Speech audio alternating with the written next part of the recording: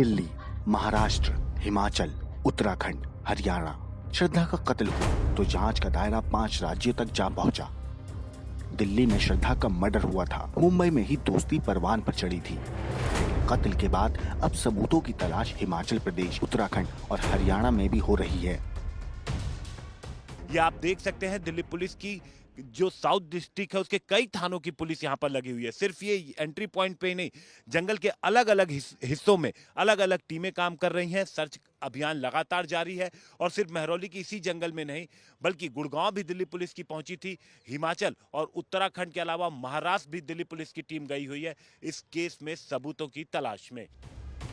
जो साजिश मुंबई से कुछ साल पहले शुरू हुई थी, डेटिंग ऐप के जरिए आफताब ने श्रद्धा को दोस्त बनाया, दोस्ती का ढोंग किया, फिर अपने खूनी इरादों के साथ दिल्ली पहुंचा था और महरौली इलाके में उसने साजिश को अंजाम तक पहुंचाया। लेकिन साजिश से कत्ल के बीच वो शातिर श्रद्धा पर काफी जुल्म ढाता रहा। कभी भरोसा जीतने के लिए एड़ी चोटी का जोर लगाता रहा।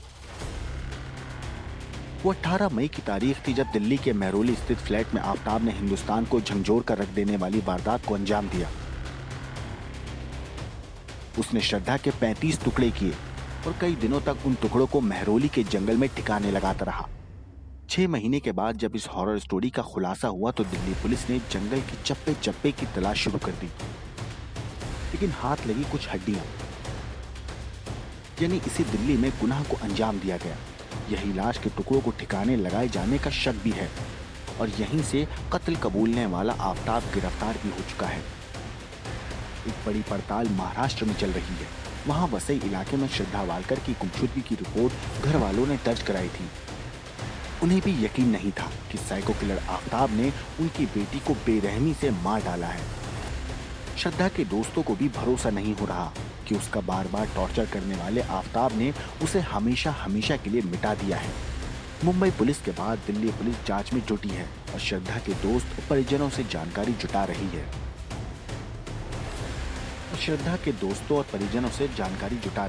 श्रद्धा मर्डर केस का हिमाचल से बड़ा कनेक्शन है, लिहाजा पुलिस आफताब को वहां ले जाकर जांच की तैयारी में है। पुलिस वहां क्राइम सीन रिक्रिएट कर सकती है।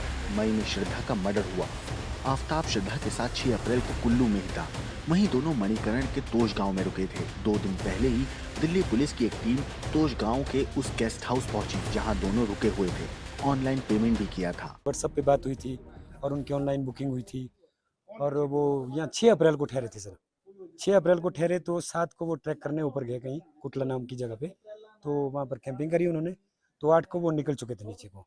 तो उसके बाद उनका ज़्यादा पता नहीं लगा। तो आज तक हमको ऐसा इसके बारे में कोई मालूम भी नहीं था। वो लड़का और लड़की थे, कपल थे आए हुए यहाँ पे। तो उस दौरान यहाँ पर काम करने वाले 2 लड़के बॉम्बे के भी होते थे जिन्होंने उनको क्या नाम किया था, मतलब जिन्होंने रूम वगैरह दिए थे उनको। तो बाकी उनकी आईडी वगैरह है हमारे पास। हिमाचल दौरे पर ही आफताब को बद्री नाम का एक शख्स भी मिला था जिसने दिल्ली के महरौली में रुकने में मदद की। वो भी पुलिस के रडार पर है। आफताब और श्रद्धा उत्तराखंड के ऋषिकेश भी गए थे। श्रद्धा ने अपना रील भी बनाया था जिसे इंस्टाग्राम पर अपलोड किया था। सूत्र बताते हैं कि पहले ऋषिकेश में ही आफताब श्रद्धा को मारना चाहता था, लेकिन उसे पकड़े जाने का डर था, लिहाजा वो डर गया और दिल्ली में कत्ल को अंजाम दिया। दिल्ली पुलिस को शक है कि ऋषिकेश में भी अहम सुराग मिल सकते हैं।